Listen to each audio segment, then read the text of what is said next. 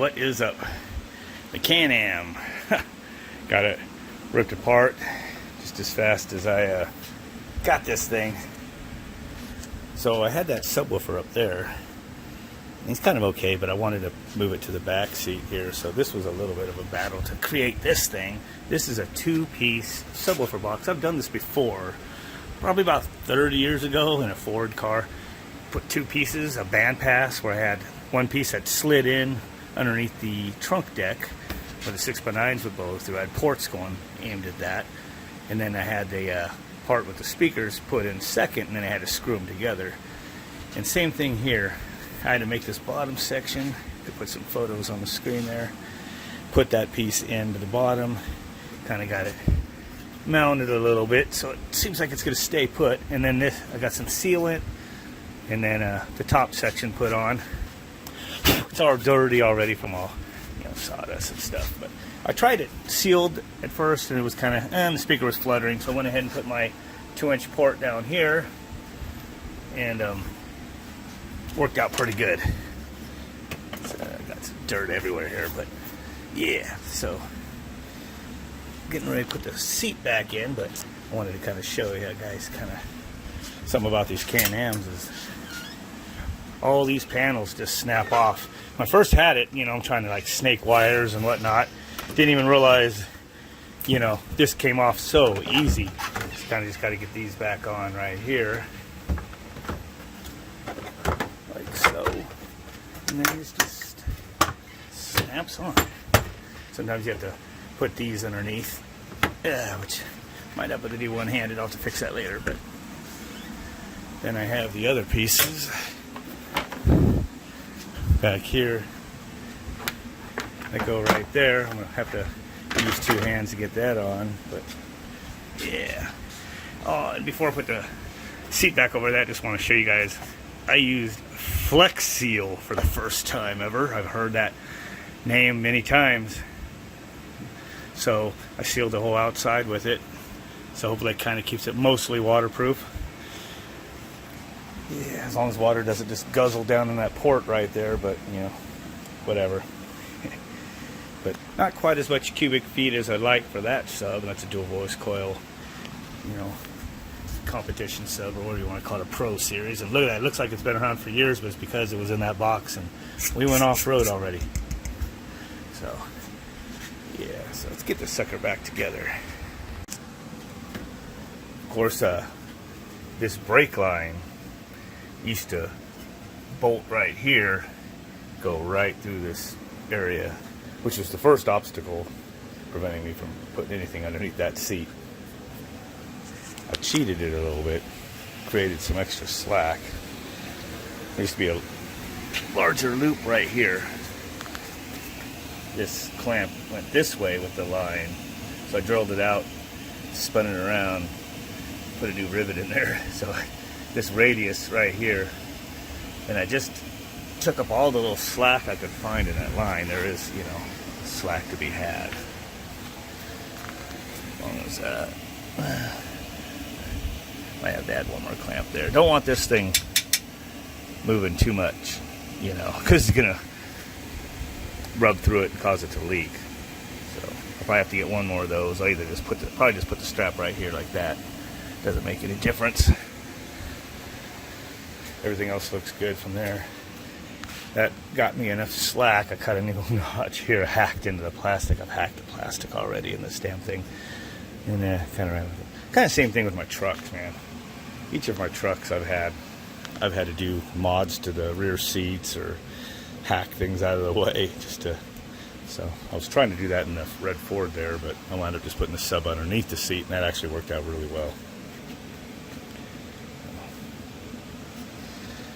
Same size sub in here, 8-inch, but just not as much room for the box as I had in the truck. One in the truck sounds great. Okay, I'm going to get all sorts of flack for this, but I'm going to lift my seat up about 1 inch to get it a little further away from the sub there. People, will freak out, but, this is what holds the seats in. It's just these angle brackets right there off of that tube. This is the front mount. Now, these look thin as shit, but when I've drilled through them and everything, they're actually pretty hard steel. So the shape and everything, I guess it gives it its strength, but the way these work to hold the seat down is you got these spacers, and then this part right here bolts goes on there, and then your nut, your little nylon nut.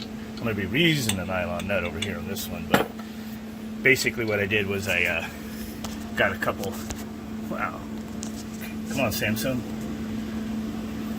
welded together a new bolt to a nut, cut down this long all thread down to just like half an inch or so down there, so this could thread on. If I want more strength, I could come in here and just weld this, but I don't know, it seems like I don't think that's going to go anywhere when it's all put together. So, you know, these things only probably have so much support. I'm sure if you roll these and roll them over and over and over, the seats are just going to start flying out and things like that anyway.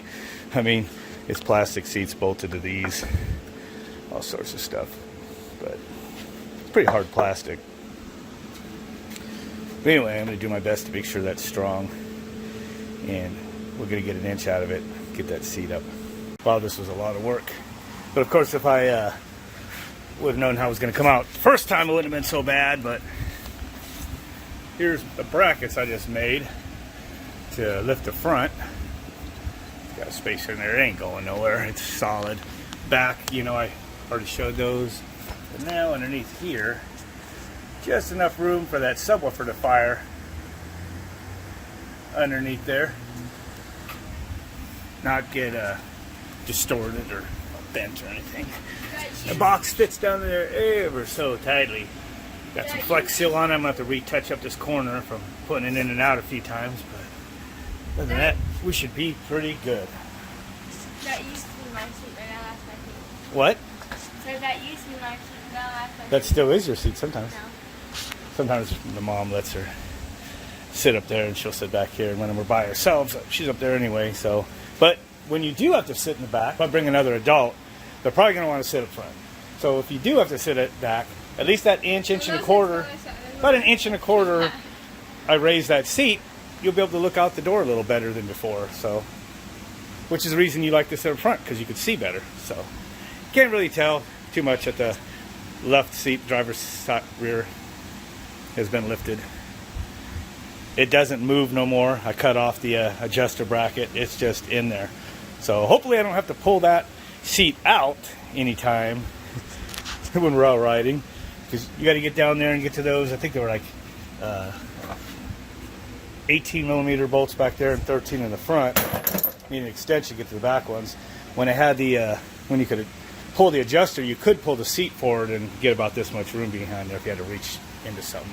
The battery's behind that one, so that one we won't mess with. But this one, the engine computer does look like it's behind there, but if your engine computer takes a crap, you ain't fixing that on the side of the road anyway. Okay, we'll turn it on. Got all the seats back in. This thing does need a bath still, but I'll probably take it out for another ride before I do that.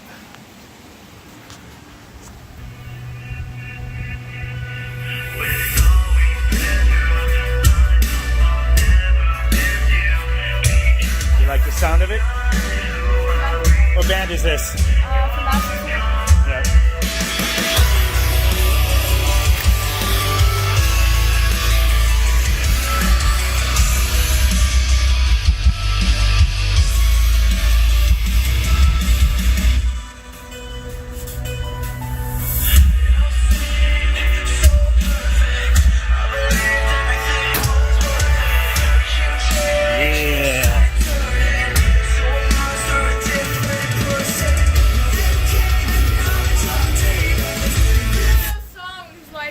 One that goes, you need to like test the bass on the ones that are like a lot of bass. Yep, we got my space under my seat back, and I can adjust the front seat again. This was the one that we were using under there. I needed to take it out and seal it and everything, but I don't know, I just wanted to try to make another attempt at putting it in the back seat. Fuck. That took me the last couple days to get that done. So here's looking from the other way. See, the seat's just a little higher over there than it is over here. No biggie. You need to test it. Actually helps put the smallest one right there. What? You need to put on the songs with big bass. That's actually I And which song would that probably be? Probably a song by I Prevail. I Prevail? Like Paranoid? Yeah. But we need to make sure that bass can handle stuff like that. Yep. Box is probably, I tried I Prevail earlier and it actually kind of played it, so the other box up front was fluttering. This isn't perfect for it either, but it's, the bass is kind of there, that low bass, so. Oh, Chuck really cool. does good at Oh, and I have both amplifiers are up here now. Oh, I need to have a zip tie to that, but yeah, so similar amps. One's just a lot newer than the other. I added this little circuit right here. This is something I unplug and plug in. It taps off the stock power. I've added a diode right here, so should be able to start this up and have it charge. Stereo on. Get your volts. 12.4. It'll drop a little bit when the stereo is playing. We also need new music my- for you. It's my battery pack underneath the passenger seat. Okay, 12.2.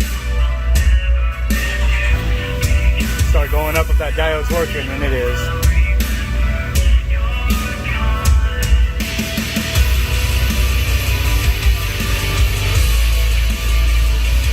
I think what we need to do is go around the block. Go sit.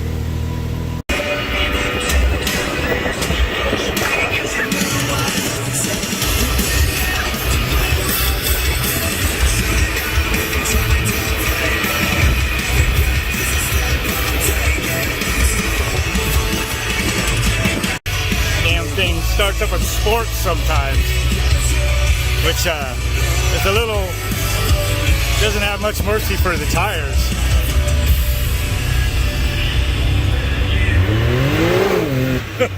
Freaking wicked sideways right there.